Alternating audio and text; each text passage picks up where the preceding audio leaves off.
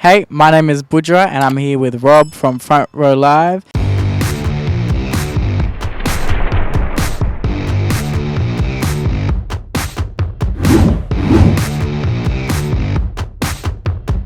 You have an incredible voice, and I knew that listening to your EPs, but I experienced like a whole new different level of incredible tonight on tonight's performance at school night. How do you go about as far as like figuring out your vocal range and kind of just figuring out yourself as a singer? As a singer, oh well, first I got to say thank you because that was really nice.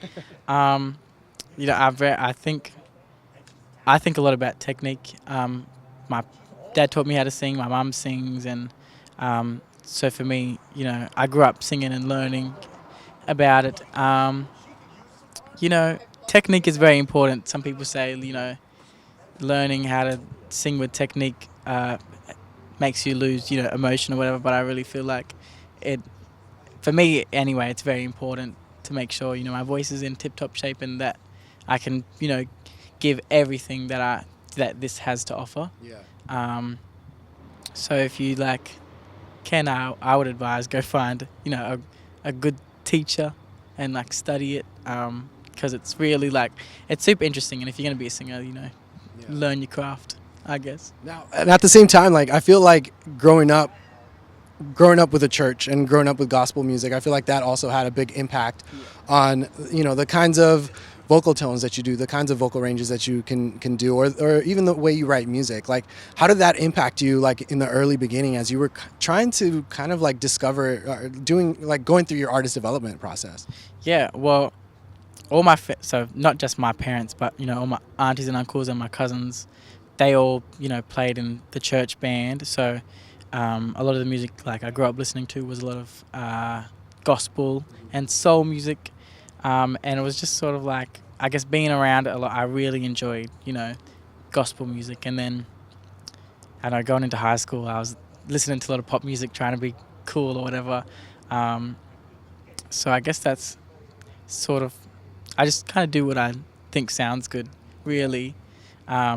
If I don't like the sound of it, I won't do it. So, yeah, that's how I guess I'm finding my sound, just doing what I like. Now, I love that listening to your music. Like, your debut EP dropped a year ago, and just that year alone has been a big evolution vocally.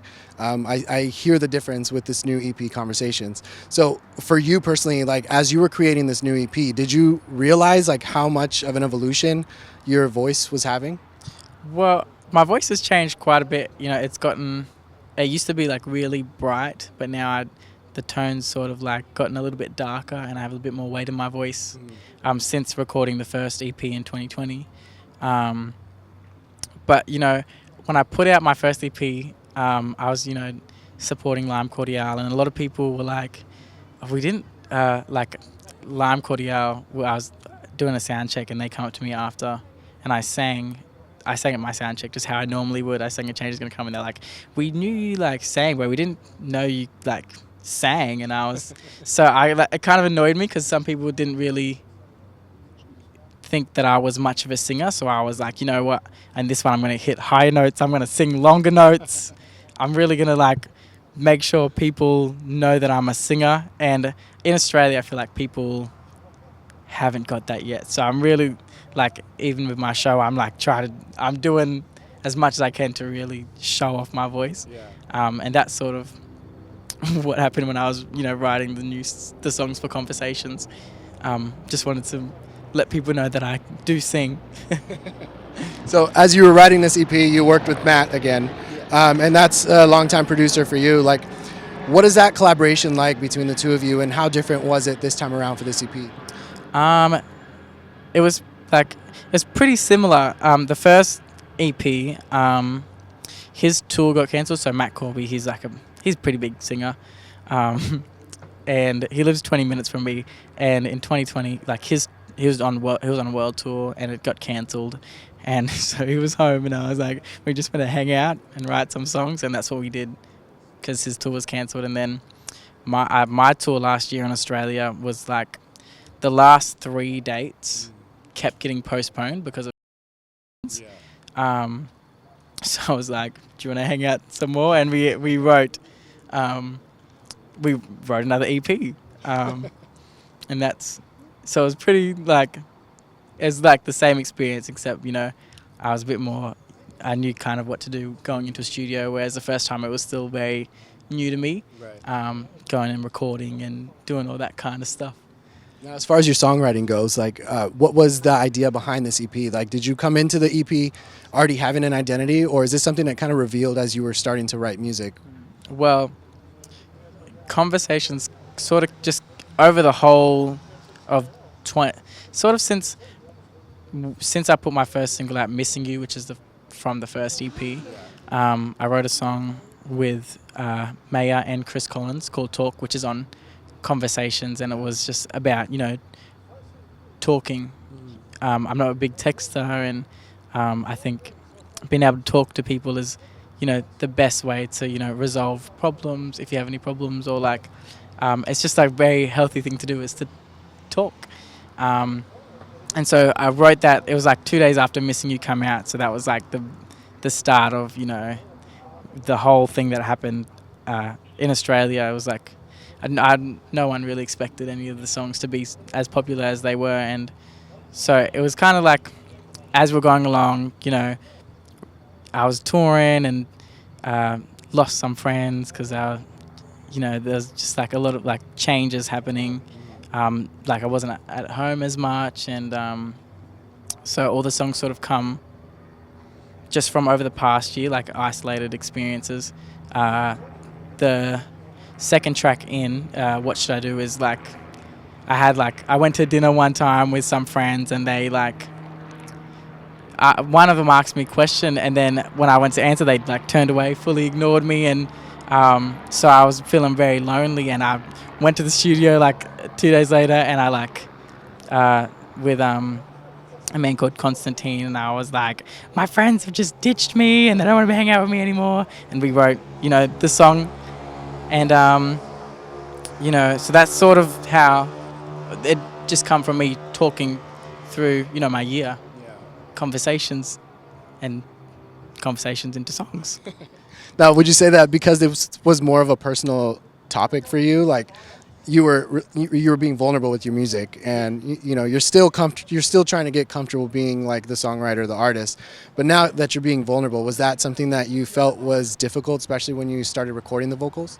Well, I'm a very honest person. I think on the first EP too I'm very open and honest, so everything that I'm feeling, it comes out in a session into a song.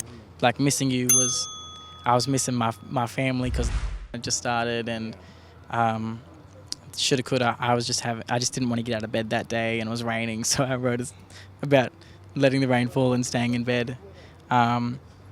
So it's just sort of like I like internalize the emotion of like the experience that I just had, and then when I go to write the song, I'll just blurt it out in one go. So either like something will come out, or either I'll just hold on to it for a bit longer. Yeah. Now, during this process, like which of the 6 tracks, well, I guess 7, because I love that you have an interlude called "This Is an Interlude." Like that was amazing. But with these songs, like which one would you say was like the biggest challenge for you to either write, record, or just kind of finalize to release? The biggest, the hardest one. So normally I would just like write like 1 or 2 songs in a day, like in a session. But for the first track, "Get Down," we wrote it, and the verse, we had like the hook. I wrote the hook, and I was like, yeah, this is great. And then I tried to write a verse, and it just like was not it. So it took us like a couple days to really figure out, what was the right way to go about doing the verse without like being too complicated, or like, and make it easy to sing. And also thinking about how it would translate into the live show and how it would all work. And so it took a bit longer, and I was kind of like, why is this taking so long? Because I don't really spend a lot of time writing songs. If it doesn't come out in the first session, I'd just give up, really. So that was, "Get Down" was the hard one. And then going back to your vocals and your vocal ranges, like, do you feel like you stepped out of your comfort zone for this EP with the vocal ranges, or do you feel like you're at a comfortable kind of range right now? I feel like over the last year, I guess, because my voice has developed a bit more because that's what happens. It takes a while sometimes, no matter how like well you're taught or whatever, like your voice will change. And after touring and everything, I got a few new notes on my top end, and so I did like for my name, I was like hitting B's and A's. High falsettos there. It was like I I do it a step down in my live show because it's like I can sing it, but having to do that like 2 nights a week is like 2 nights in a row is like really demanding, and I get tired. So yeah. Well, you made it seem like it was just natural for you there. Like I didn't think you were lowering the tone or anything. It still felt like you were hitting those high notes that you listened to on the EP. Still quite high, but yeah, practice makes it easy. Yeah, exactly. Now, on top of the EP that recently dropped, you recently got to release, or you were part of this remix version of Ed Sheeran's song, Two Step, and like that's such an incredible, especially being like a new artist, like that's such an incredible like opportunity. Yeah. So for you, when that opportunity came to you, was it a sort of deal where it was like do what you want, what you can with the song, or was it like Ed was like trying to kind of guide you through the process? It was I don't really know how it come about, but they my management, they like approached us and were like, "You want to do a verse?" And I was like, "Sure." And so it was kind of done remotely. They sent me the stems. I don't really know how to engineer or use Logic or Pro Tools or whatever, so I was just sort of like, well, what do I do with these? And I end up writing my verses to a karaoke like thing of Two Step on YouTube. And so it was that I didn't really speak to Ed Sheeran at all. I mainly spoke to his team, and I think I wrote 3 verses, and I wrote the first one, which is still my favorite. I put it down and I recorded it on my phone. I think it's better than what they chose to put out. That's the one you listen to on a daily. Yeah, that's the one I listen to at the end of the day, which isn't on Spotify. But I wrote that one, and they were like, "Oh, it's like, could you do it a bit faster?" Because it's like rapping, Yeah. and I'm not a rapper. Not yet. I feel like that's gonna eventually evolve, like just like the vocal ranges did. Yeah, I love singing, so I was like doing runs and pretty layers and harmonies and whatever when I like went into the studio to send them the verse, and they were like, "No, this is like, could you do it a bit faster?" And I was like, "Okay." So I kind of had a hard time because then I wrote another one, and then I was like, "No, this isn't quick enough," and then now you got the one that's out. Which I was kind of like, I got a bit annoyed. I was like, after the second one, I was like, okay, they're going to say yes to this one. And I my dad, I write with my dad quite a bit, and he was like, just let me write this with you. And I was like, no, I'm going to do it. And then I did it in secret and sent it off. I was like, they're going to like this. And they come back, and I went out to my dad and I was like, they said yes. And I was like, what? And I was like, they took the verse that I wrote. It was the one that I was a bit annoyed, and I was like, they're going to like it. And they're like, we love it. And I was like, okay. I knew it. I knew it was going to be that. That's amazing. Yeah. That's amazing. And that's such a great opportunity, and especially around the time that this new EP just dropped, and now you're doing US shows. Like, what has that experience been like for you, being able to perform outside of Australia? It's pretty crazy. I've only been before this trip, I only went to Vanuatu, which is an island, and it's very similar to the town I grew up in, Finglehead, and the culture is very similar to like how I grew up, and so I don't really count it as an overseas trip, just because I know a lot of people there and whatever. And then flying into London like a couple of weeks ago was it's very odd, very different, and now I flew the first place I went to in the US was Las Vegas, and I went to see Silk Sonic the other night, and it was awesome. But it was like a lot, crazy first impression. But like it's fun. Yeah. It's like pretty crazy, seeing like all these stuff that I'm seeing on the internet in real life, like Yeah. squirrels. We don't have squirrels. We don't. Squirrels. We don't have them in Australia. So like that was something like in London we saw squirrels like in the backyard of the Airbnb, and we're like, oh my gosh, everyone that come with me. So it's just been like fun and kind of like surreal, I think is the word, like seeing this stuff in real life, like the Eiffel Tower and whatever. Yeah, it's I'm gonna see squirrels differently now. Like I didn't know this was a privilege for the States. Like I thought it was like everywhere. Like no squirrels in Australia. I think maybe I take kangaroos for granted. I guess that's the equivalence, right? Yeah. So lastly, to close us off, this EP, like I said, it's incredible. I love the debut EP as well, and I do love being able to see that evolution throughout these two releases that you've had. Now, the fact that you got to work with Matt on both releases, how would you say that he allowed you to step out of your comfort zone this time around, and not just be like another like, oh hey, let's just jump back in the studio and record again? He's more like, well, I met him when I was 16, and he was on like, you know, Australian Idol, and had like a pretty like rough career, you know, like a lot of different things went on for him, and so kind of like it was good, you know, meeting him when I was 16 before I signed a record deal, and he was like, make sure you have this and this. Like he is a really good mentor, but he's been a really good, you know, friend as well.